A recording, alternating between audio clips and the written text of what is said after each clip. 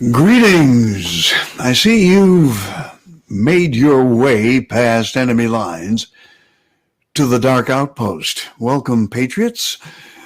I'm David Zublik, your host on this excursion to the darkest outposts of the human mind and beyond.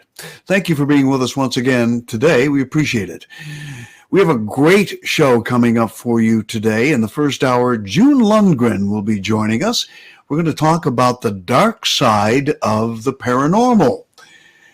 Now, those of you who might be troubled by negative entities or visitations from things that go bump in the night and want to get rid of them, well, we might have some answers for you today when June Lundgren, author of the book, The Dark Side of the Paranormal, joins us to discuss that. She's been on the program before. She's a great guest, and we look forward to having her on in just a couple of moments. Then in the second hour of the program, Ginny Silcox makes a return engagement with us on directed energy weapons and mind control. We've been doing a deep dive into that over the course of the last several weeks, and we're going to pursue that even further today.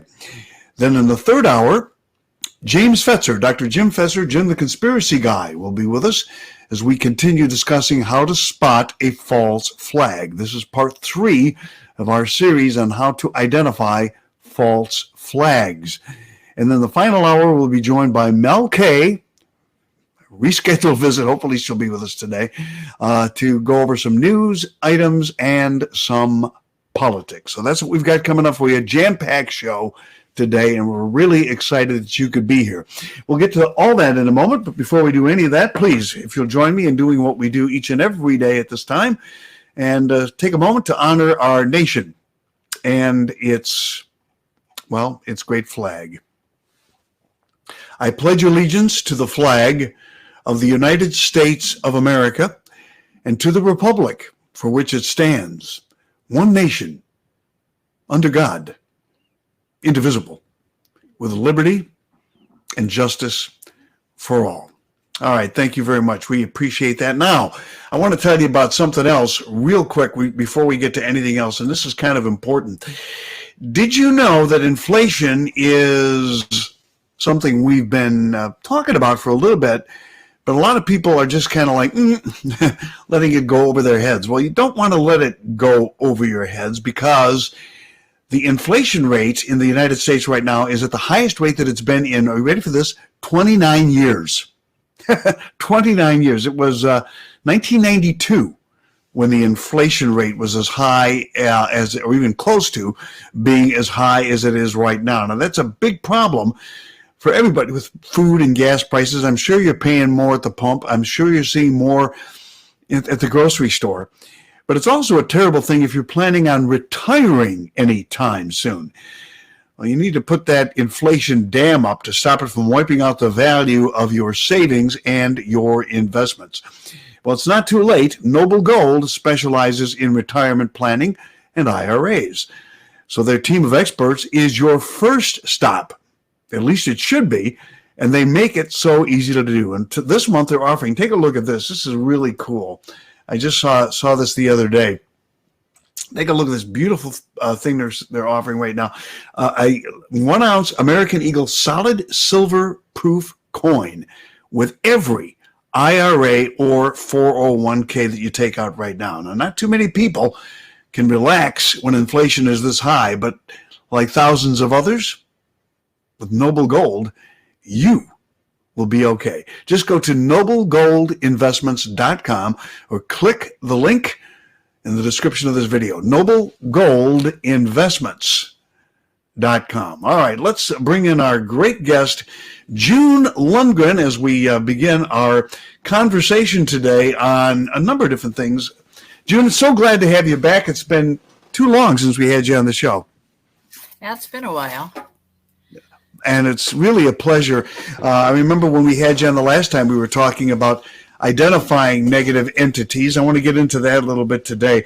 But I love that. Tell us a little bit about your new book, The Dark Side of the Paranormal. The Dark Side is a book that basically gives you all the skinny on dark entities I wrote it a couple years ago, and people were just always asking me questions about negative entities, how to protect yourself. Do they have any fears? Do they have any weaknesses? And I decided one day, it's like, you know what? I guess I really need to write this kind of a primer so that people could understand and identify. Right. And so it talks about the different types of demons, what their fears are, what their weaknesses are. People don't think that they have any fears, that they don't have any weaknesses, but they do. It's just a matter of having dealt with them for, all my life. I know what they are. And so I thought people really need to know about this. And it seems to be a number one seller in Europe, and it's selling pretty good Great. here as well. Well, fantastic. I'm glad to hear that. Now, a lot of us have experienced some sort of a paranormal situation at one time or another. The only thing I can remember happening is when my father-in-law died a couple of years ago. The day that of his funeral, we had all gathered at my mother-in-law's house after the funeral, and the lights flickered several times, and there was absolutely no electrical problems in the area, no storms of any kind. And it was right after his name was mentioned, and I think it was actually his spirit perhaps letting us know that he made it, that he was in that next world, and that sort of thing. But a lot of people have experiences with the paranormal that are not as, not so pleasant necessarily, and they don't know how to handle something like that. So why don't we begin by, like you say, a little primer going over what are negative entities? A negative entity is an entity that cannot take on human form. It's an inhuman. There was the war between heaven and hell. People, like, what was that about? Even the Catholic Church doesn't know, and all they say is there was a war. But, it wasn't just a war. It was about, we used to have bodies, hundreds of thousands of years ago on another planet. And that's where God came across us. And he taught us, he taught us to get rid of war, get rid of famine, get rid of disease. And the whole pursuit of our civilization at that time was in the pursuit of knowledge. And we actually evolved into pure energy over time. And once everyone evolved, we traveled all of the galaxies, and we watched different beings, different cultures, so that we could learn everything that there was to learn. And after, several 100,000 years of doing that, some of the people, some of the souls said, listen, we're tired of this. We want to be physical again. We want to have a physical body. We'd love to have children. We want to grow old. We want to experience life in all of its aspects. And there was a group led by Lucifer that said, no, not happening. We don't want to be subject to growing old, to pain, to disease, to a shell. We just don't want it. And that's what started the war. And the war went on in our time, it would be a week, but in their time, it would be over 1,000 years. Okay. But once it ended, Michael disarmed Lucifer and Ariel disarmed his son. And God said, I'm going to give you exactly what you want. You're never going to be able to take on physical form again, but you can't live among us. He said, we can't tolerate that. So he opened up a rift into a dark realm, and he ushered them all in there and said, this is your realm now. This is where you take command. And he sealed the realm. Well, over the years, thousands of years, they found ways to get into the physical world by building portals and what I call pantyhose portals. they're kind of like they're kind of like, you remember the old sheer curtains where Yes. they, you could see through them, the wind could pass through them. Well, they used those to get into places that they normally can't get into because they push energy through it. They can't get through it, but they can push energy, negative energy through it to affect the humans or the animals that reside on the other side of that portal. But So so those go ahead. no, that's okay. No, I was going to say, so in other words, they can't get through this, but they can they can cause energy to cause movement and that sort of thing. What we think of as maybe poltergeists, ghosts, and that Right. sort of thing. Is that what you're Right. saying? Yeah. Yep. And they can affect individuals mentally, emotionally, things like that. They can sap your energy. Um, but the regular dark portal that they create, they can actually just walk through it into the physical world. And they do. I mean, it's been in 2013, God came to me and he said, listen, there's going to be an uptake, an increase in paranormal activity, in violence, in mental illness. He says the dark ones are trying to push us back, trying to push the light back. So you're going to see more of that. Well, Mm. that was when that school shooting in Connecticut happened. And there have been more possessions and more dark entities in the world. And then COVID happened, and that increased the amount of entities in the world because you have all this anxiety, fear, depression, all of those negative emotions that feed them. And so it's been like a smorgasbord for them. There's more of them, and I'm busier than anything.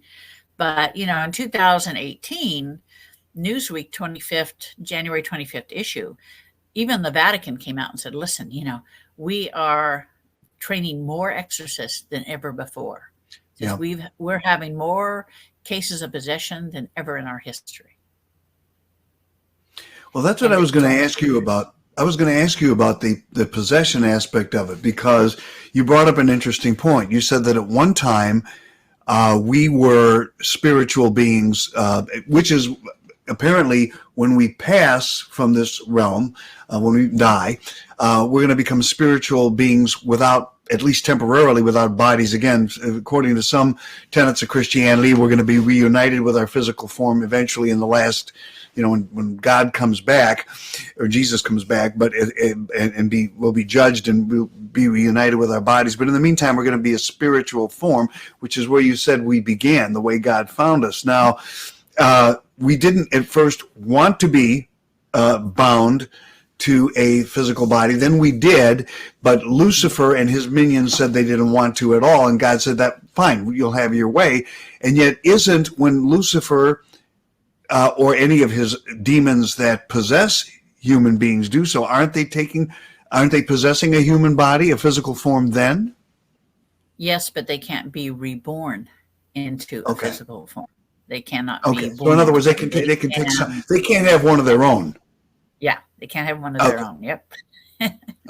Okay, I just wanted to distinguish the difference. So when they are they're parasitic when they possess someone, they're taking possession of someone else's body, not their own, Right. um, Right. because and they want to hold on to it for as long as possible. And then exorcists, and yes, you're correct. The Catholic Church has increased the number of exorcists in their fold. When an exorcist removes that demon. Um, that's quite an interesting process. Now, you said that God spoke with you back in 2013. It sounds like you have a very close personal relationship with God. How did that begin? I've been this way since I was a baby. I was born this way, so I've talked to him all my life. I talk to him like I'm talking to you. I get, words, whole sentences, everything. I even see him. But that equates to when I died in 1988 and went to the other side. And Michael, the archangel, was there. My grandparents were waiting for me. And they said, it's not your time. This is not where you need to be. You have much work to do. And I could feel every single soul that existed.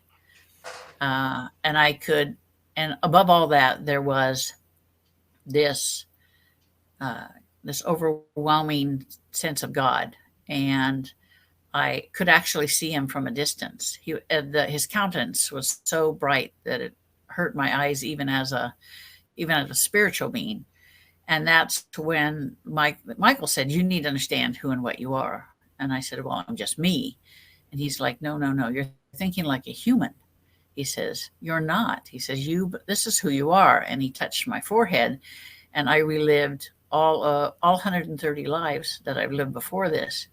He says, this is who you truly are. You're Ariel the Archangel. And he says, your job is to be a demon slayer. Your job, you were an assassin, and you are a demon slayer in all of your lifetimes. So you need to start doing that. And so I'm like, okay. So when I was in a motorcycle accident, and when I came back to my body, there was a policeman standing over me, and he was just so grateful that I opened my eyes, because I was clinically dead for 2 minutes. And I didn't know who Ariel was. I had to look it up. I'm like, who's Ariel?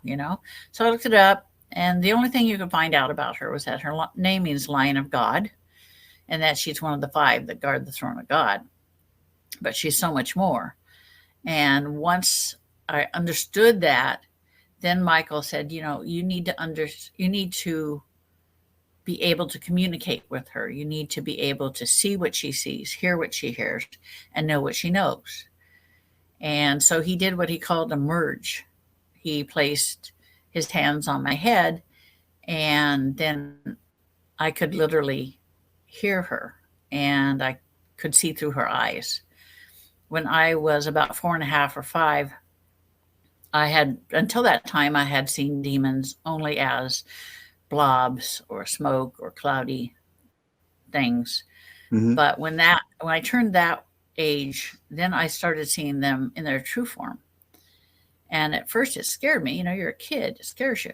And Michael said, don't worry about it. You're seeing them now through angelic eyes as we see them. He said, I'll take care of you. They won't be able to see you or harm you.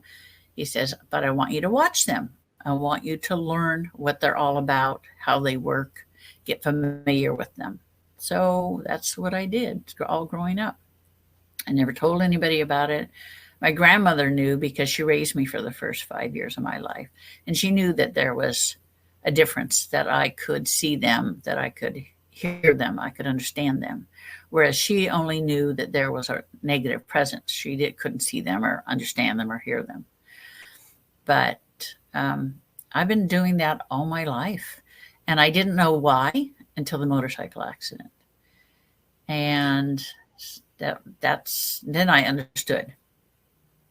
So you've been tasked by God with slaying demons that hurt other people and that sort of thing. That's fascinating. Do you feel that's a heavy burden on your shoulders, isn't it? It's like second nature to me. It doesn't bother me. Whereas people that could see what I see, they would have nightmares, because to see them in their true form is entirely different than what you imagine in your head. Because when a demon attaches itself to you or wants to show itself to you, it will look into your mind, and it will find your concept, your idea of what a demon should look like. And so it'll show itself as that and ramp it up about 100% so that, they want to elicit fear. Okay, so it goes into your mind and takes a look at your deepest fear of what a demon would look like, the most horrific thing you can imagine, amplifies it by about 10, and then appears as that particular figure or entity to you. Yep, that's how it works. They like to do that. The more fear they can elicit, the better. It feeds them. It makes them stronger. But when he told me, this is what you have to do, it's like, okay. And then, of course, I'm human. I'm thinking, well, these things can kill you. So, what's up with that? And he says, you need to understand that Ariel protects the body. So you don't have to worry about that. And I'm like, okay. It was a couple years before I actually had my first encounter. And that was because my sister-in-law called and there's something wrong with your brother. His eyes are black, turn black, and he's growling and he looks evil. He says, I don't understand what's going on with him. Can you come? So I went down there. I told her, I said, don't tell him I'm coming. I said, just let it be. And Michael and Gabe went with me, and they said, park outside the house and get out of the car. And I'm like, okay. So I get out of the car, and Michael's like, call the demon to you. And I'm thinking to myself, are you out of your mind? This is my first real, dealing with him. And he's like, no, just do it. I'm like, I trust it. I told him, I said, you got my back, right? And they're like, of course. And so I call the demon to me, and it comes through the walls of the house and toward me, and it's calling me everything but a white woman and a few other choice words. And then he's about 5 feet away from me, and then that was it. Ariel comes forward. My consciousness goes to the back, and she's speaking to him in Aramaic, and she's saying, stupid demon, you know who I am. You should fear me. And she grabbed him by the throat and said, I know you. And then she created a white light sword and plunged it into him. And he disappeared. His molecules are spread among the stars. And then she went back, and my consciousness came forward. And I told Michael and Gabriel, I said, you did that on purpose. And they're like, yeah.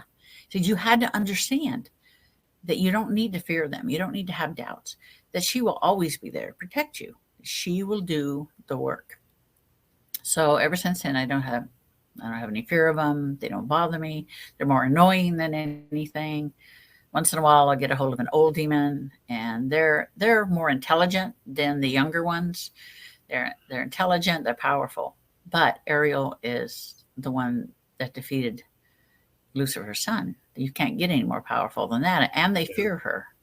And that's where she has it over them, is because when they see me, they only judge by external looks. They don't look deep to see what's inside. So they have no idea what's coming until she comes forward, and then they're screwed. It's like, oh my God, I want to be anywhere but here. I'm like, yeah, that's true. You don't want to be here. I'll tell you that right now. So are you in effect then an exorcist? I have done exorcisms, yes. I don't require the amount of time that most exorcists do, because I asked Michael about that, and I said, why does it take a priest so long to remove a demon? That was my question. When it only takes me a couple of minutes. And he's like, stop and think about it. Look what you have inside of you. Ariel. He said, they do not have that. He says, and if they have any kind of doubt in what they're doing, in the process, or if they can do it or not, or if their faith is the least little bit shaky, it'll be a long time before they're able to remove that demon, if at all. He says the good ones have no fear, no doubt, and they know exactly what they're doing. But even then, it takes time. And now, if Ariel is with you, okay, and not in a negative way, but are you in effect possessed as well by Ariel? In other words, a good entity within your, I don't know if you would call it a possession, because you have your own free will. I guess that's the difference. When you have when you're possessed by a demon, the demon takes over in the dark side, whereas Ariel only comes forward when she's needed to help you slay to fight off these demons. But yeah, would you consider it as a possession of sorts or not? It's hard to understand. It's hard for humans to understand, because when you're reborn, normally you have a soul, right? Your soul, yeah. The soul takes over the body, and that's how you survive. Same thing with Ariel. Ariel had to be reborn in me. And when I was born, she went in, and she is my soul. That's why it's not like a possession, because okay, so she was with you from birth. From birth, yeah. Okay. From the moment I was born, yeah. Her soul, she is reincarnated within me. So people say that when I do, for years I did removals, and people would always look at me strange, and I didn't pay any attention to it, And then one day, about 15 years ago, a friend went with me, and she said, afterwards, she said, "Did you know that when Ariel comes forward," he says, "wings come out of your shoulders, your eyes turn white, and your voice and your face changes?" I'm like, "No, I'm a little busy removing the demons. Thank you. I've got a mirror." Pick up a mirror and say, "Oh yeah, look at that." Yeah, yeah, right, right.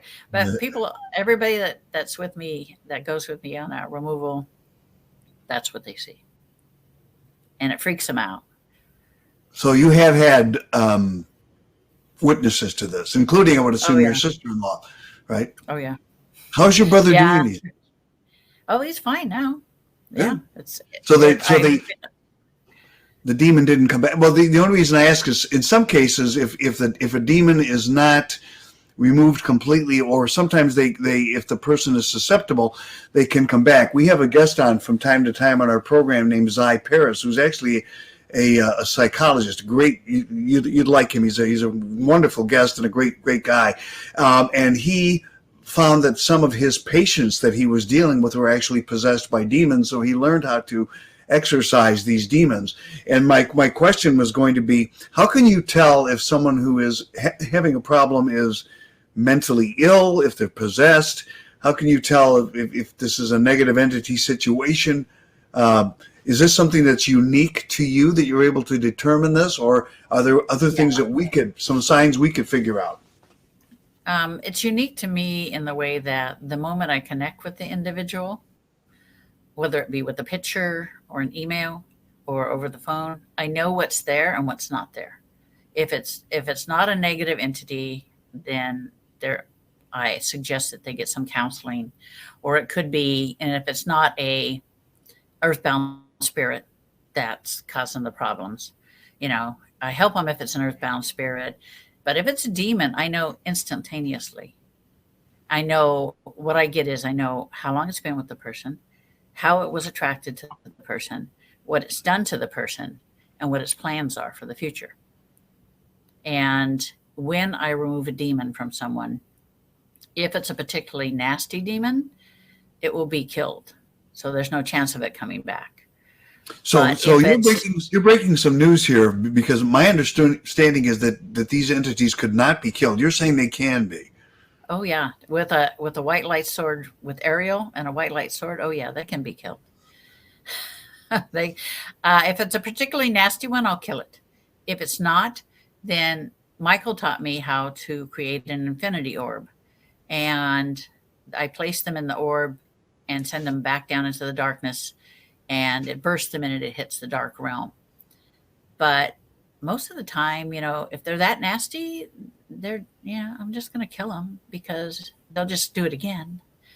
And Yeah. the individual who I remove the entity from must be cleansed with the white light cleansing, because if you don't, it leaves traces of negative energy within the body, the mind, and the soul. What's So a you white light? have to.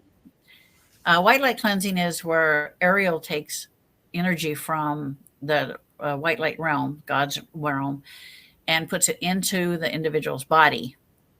It goes in through the crown, goes all the way to the feet, and works its way up and bubbles out any and all negative energy, which is dissipated, Okay. so that it cannot attract another negative entity. Because if you leave it in there, and they come across a negative entity, they'll say, "Oh, somebody's been here before me. This must be a good one," and they'll attach.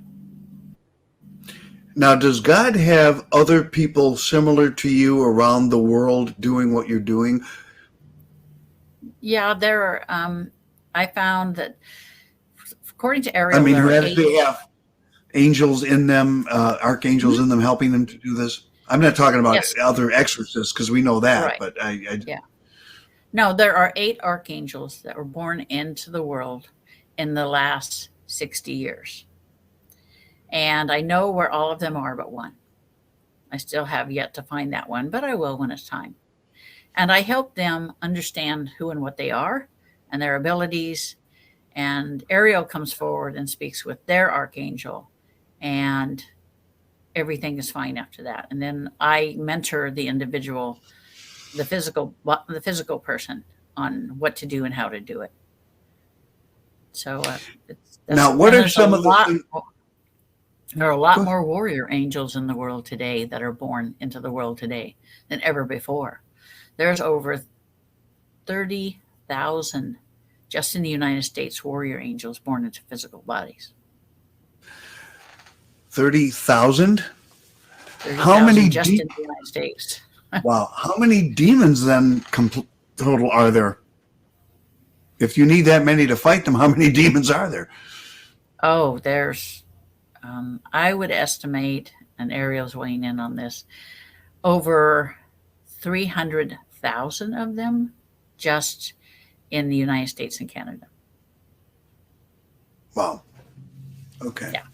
So there's because my one of the and I'm coming from a perspective of wanting to learn, and I'm going to sound a little ignorant here when I ask you this question. I don't mean to, but if you have the ability within 2 minutes of, in most cases, dealing with a negative entity and destroying it, why wouldn't God just ask you to go into, I guess, what we would consider hell, or whatever this place that He put them into, and just kill them all, get rid of them? Because there is the balance between dark and light, good and bad. You can't have good without bad. It's just, I asked him that one time. I said, why can't she just go down and finish killing off the rest of them? And he says, there is a balance, and the balance must be kept. And also, there's the fact that maybe some of them want to come back to the light, and you would be killing the ones that may want to come back to the light. When he put them in the dark realm, Azrael said, listen, what about if there are some that want to come back, want to come home, that want to change? How are we going to know? How are we going to know? They'll be condemned down there when they really want to be back in the light and they've changed. He says, I would ask permission to go there and wait for them. So he and 9 other archangels, are there in the dark realm, and they are watching and waiting for those who want to come back to the light. And there have been, a handful of them over the centuries. But, he'll know if they're earnest or not. Because yeah, in other words, if they're truly repentant, and it shows the forgiving nature of God, if this is the case, that God, even condemning them to the dark realm, is saying, look, you still have a chance. If you really are truly sorry for what you've done and want to come back and mean it, you have an opportunity to do that even then. Right. I was called in on a case about 5 or 6 years ago of a woman a possession case, a woman that had actually 11 entities within her. And I called a friend of mine who is ordained minister. God said to me, you need to bring him with you because he fears the dark. He said, you cannot serve me in fear of the dark. He said, you need to bring him with you. This will help him. So he came with me and another friend, and I knocked on the door. And the woman answered the door, but it wasn't her. And the woman's eyes were black. It growled at me, and it said in Aramaic, get out, and slammed the door. My friends are like, what? And I'm like, don't worry about it. Knock on the door again. Knock on the door. And she was in control at that moment. So we went inside, and Ariel has never been out for 3 hours. But this was a different case. So all of them were removed except the last one. And I'm able to see in the demon's mind to see what's going on, why they're there. And I told it, I said, you've gone against Lucifer. He gave you an assignment and you just didn't bother to do it. And now he's looking for you. And that's why you're hiding out, and that's why you don't want to leave. I said, how would you like to go back to the light? So would you like to go home? And the demon said, is that even possible? And I said, yes. I said, if you truly want to go home, I said, Jesus will come for you. I'll call him. And he says, I can go home? And I said, yes. So I said, Jesus, come forth. My 2 friends are standing in front of me, and they part on either side as a big arm, white light arm comes out towards the demon. And I told it, I said, he's here for you if you want to go home. And the demon freaked and said, no, it's a trick. You're lying. You're always lying. And so Jesus withdrew. And Ariel said, so be it. So Lucifer, come forth. And Lucifer appeared at the end of the hallway and started walking, advancing towards where we were. My friends are like freaking out badly. And they saw him. The image they saw of him was like a guy in a double-breasted suit with a fedora and spats, all in black. And they told me that they couldn't look at his face. They turned away from his face. Mm-hmm. And Lucifer came to the woman and said, "Demon, come." And the demon refused to go. And Lucifer looked at Ariel and I and said, "I know you don't want me to kill the woman by ripping the demon out." He said, "But so I will come back for it." So he went back down the hall and disappeared at the end of the hall. And I told her, I said, all have been removed but one. I said, he will come back for it tonight. And we left. And at 3 a.m., we all woke up in our respective beds and heard, "It's done." I called the woman the next day and she says, "It's been over 20 years since I felt like this." Mm-hmm. She says that I feel like there's nothing left. There's nothing left here. I said, "There isn't." I said, "But you need to get some counseling." I said, 20 years with these things. I said, "You have PTSD. Get some counseling." And to this day, my friends cannot believe that. You know, my friend Aaron, who's an ordained minister, he said, "Listen," he says, "I've always known God existed. I've always known Satan existed." He said, "But to see them both in the same place at almost the same time," he said, "that renewed my faith in God." He says, he says, "That's it." He says, "It renewed my faith in God and made me understand that all things are possible." I'm like, yeah, that's what it was supposed to do. So you are invincible, basically, with Ariel within you from being harmed by these demons. Most people, however, I would assume, are not. So my next question would be, what are some of the things that they can do to a human being prior to you becoming involved? You mentioned black eyes. Are they in physical agony? What kind of symptoms does a possessed person manifest? If they're possessed, it will be different. It'll start out slowly before the possession takes place. The demons are like stalkers. They'll wait and they'll watch. They'll look for signs of weakness. They'll look for your weaknesses. They'll look for your strengths. They'll look and see if your faith is strong. They'll look and see what's important to you, whether it's your children, your animals, your husband.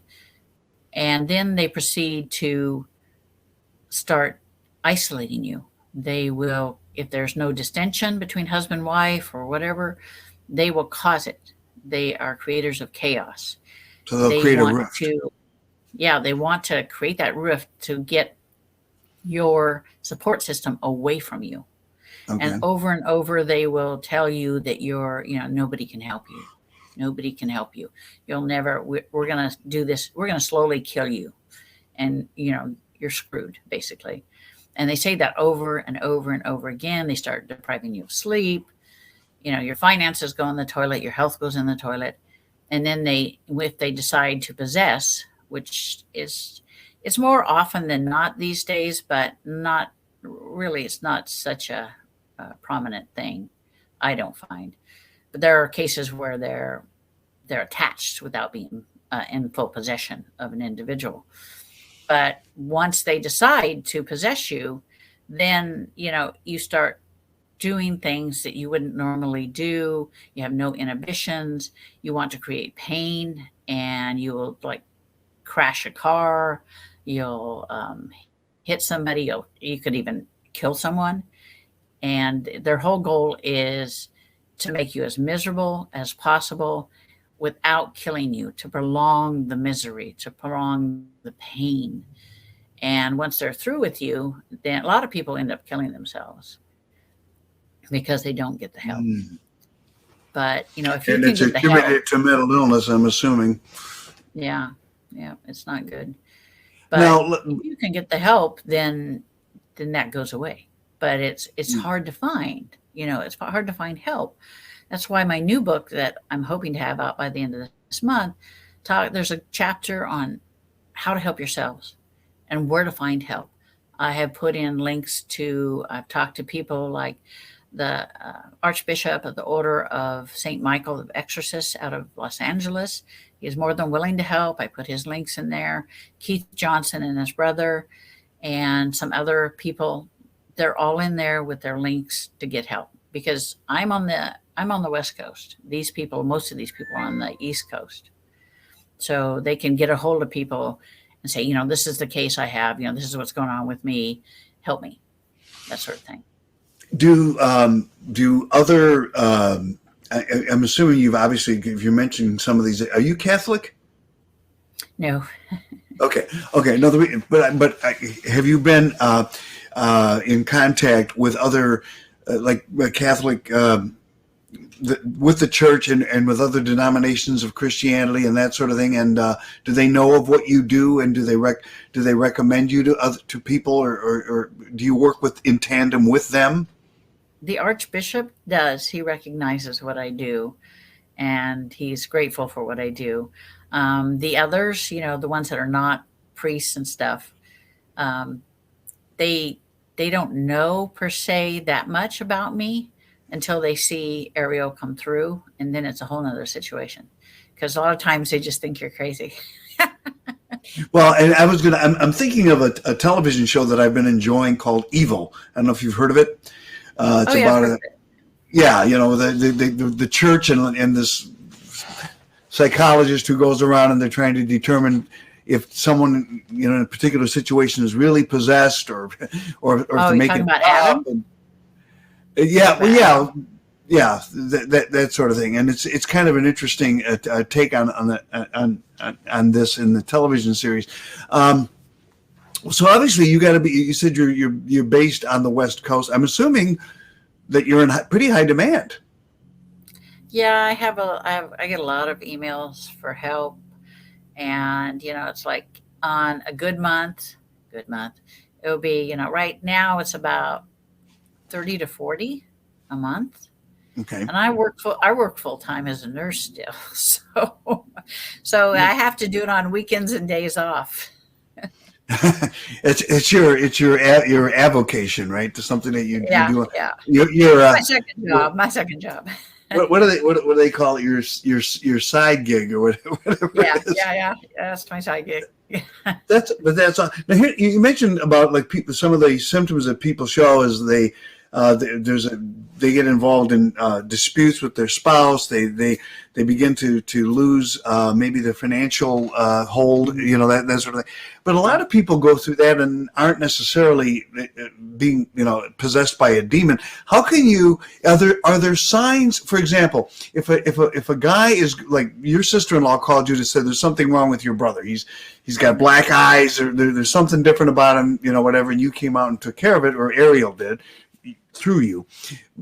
Are there signs that people such as a spouse or that sort of thing can look for if a member of their family is exhibiting behavior that would lead you to believe, or that could, because you said you're writing this book about how to help yourself. Are there things we can look for to say, yeah, this is not just a mental illness case, or this is not just a case of depression or bipolar. This person's has an entity bothering them. How can we tell, us Yeah, lay you can. people? Usually, what happens is once the entity decides to attach itself to the individual, they'll start um, they'll start to be able to hear the entity. The entity will talk to them. The entity will move things. It'll start scratching, biting, slapping. Okay. It can even, push you down the stairs. It can actually reach in and stop your heart simply by grabbing it. I was in on a case with that same minister, and it was an old demon that was entombed in the ground. And we were on our way upstairs, and him and his wife came with me, and it tried to shove his wife down the stairs, and it Mm. reached in and grabbed his heart and started squeezing it. He thought he was going to have a heart attack, and I slapped it away, but they can do all sorts of things like that. They can pick you up and throw you, depending upon the strength of the demon. Old demons can do that without even a thought, because they're much more powerful.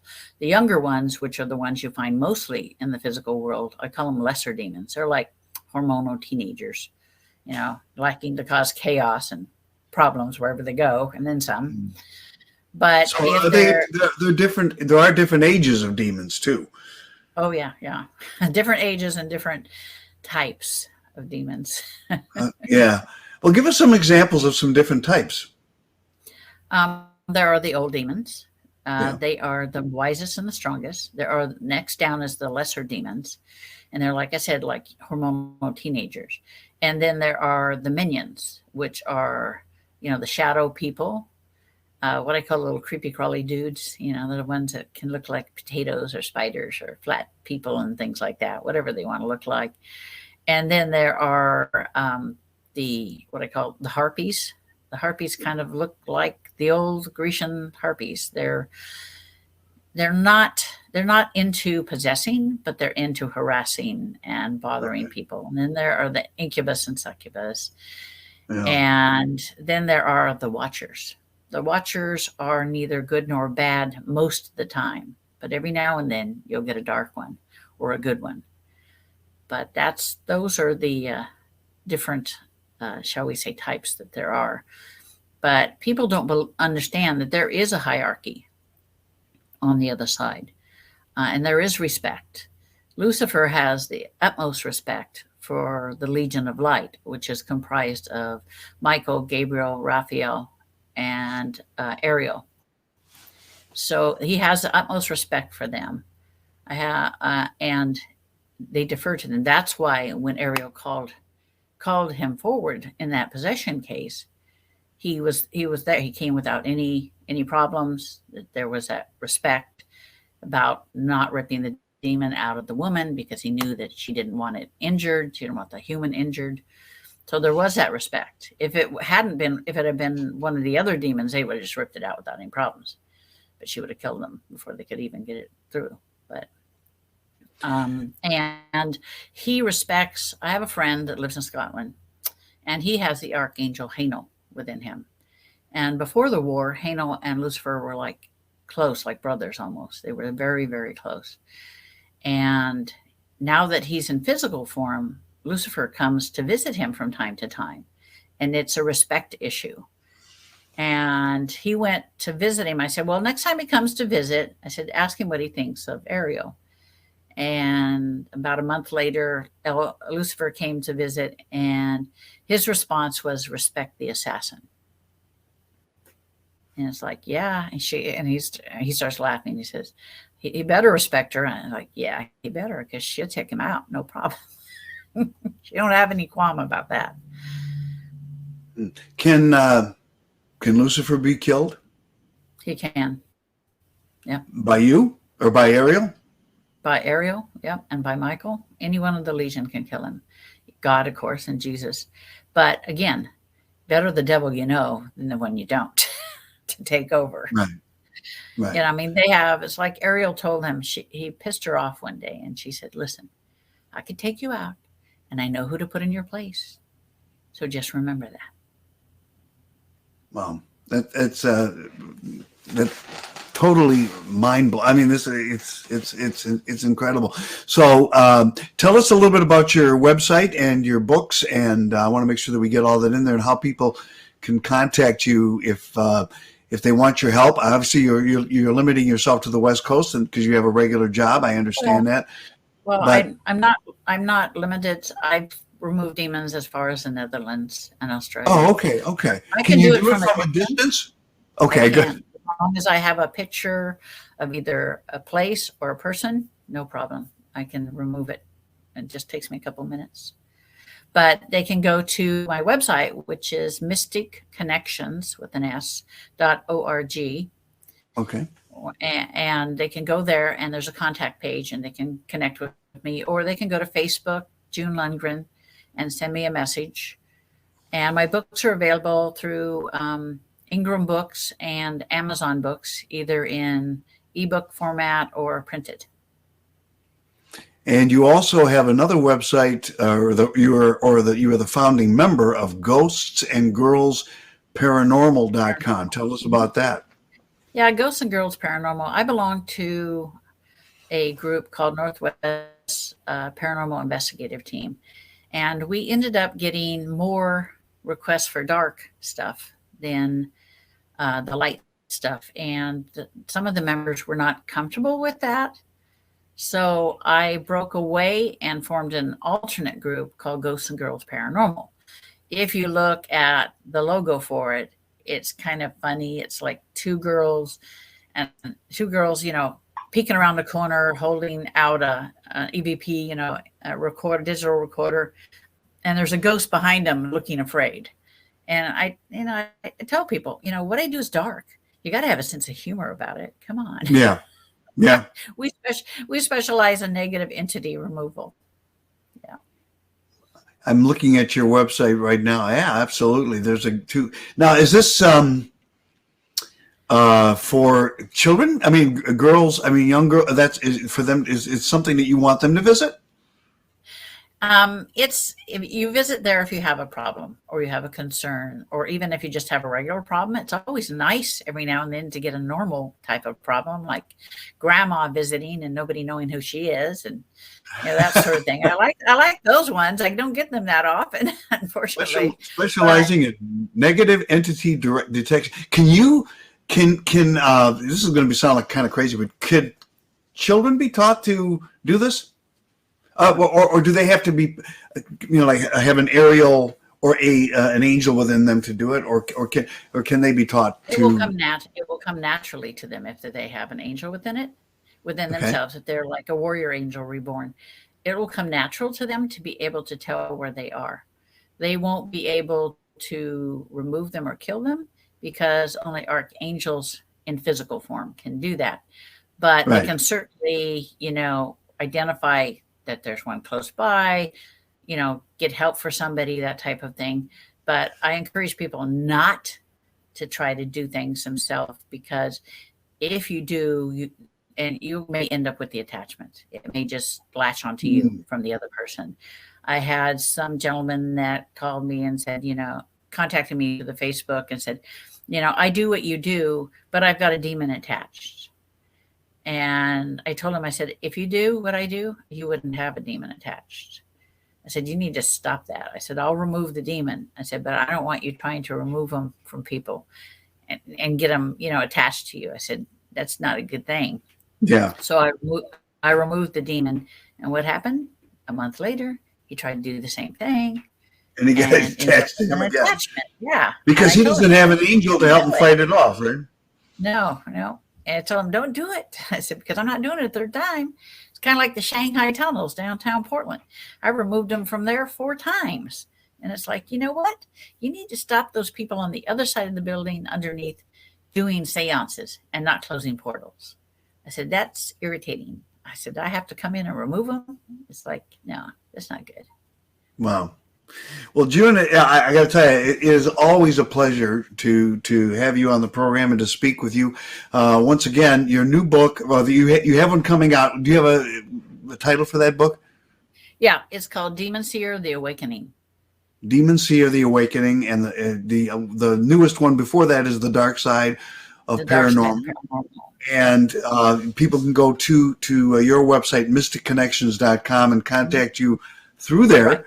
And I highly recommend that if someone is having a situation like this and they want to learn more about it, that they do just that. And I want to thank you very much for coming on the program today, and I hope we can do it again real soon. Me too. I love it. I love being on here with you. Love I, enjoying I, talking with you. I absolutely loved having you on. May God bless you and keep you in his safety net, and keep doing what you're doing. We need you. Thank you. God All bless you. right. Thank you. God bless you. Bye-bye. That's June Lundgren here on The Dark Outpost. And again, The Dark Side of the Paranormal is her most recent book. She has a new one hopefully coming out at the end of this month. Her website is mysticconnections.com and Ghosts and Girls Paranormal.com. All right, check that out if you will. We're going to take a quick break. When we come back, we're going to be joined by Jenny Silcox, who's going to be talking about directed energy weapons, mind control, and all that sort of thing. And this is the kind of stuff that we do here on the Dark Outpost Inner Circle. If you're not a member of the Dark Outpost Inner Circle, you should be. Because if you're not, you're missing great stuff like this.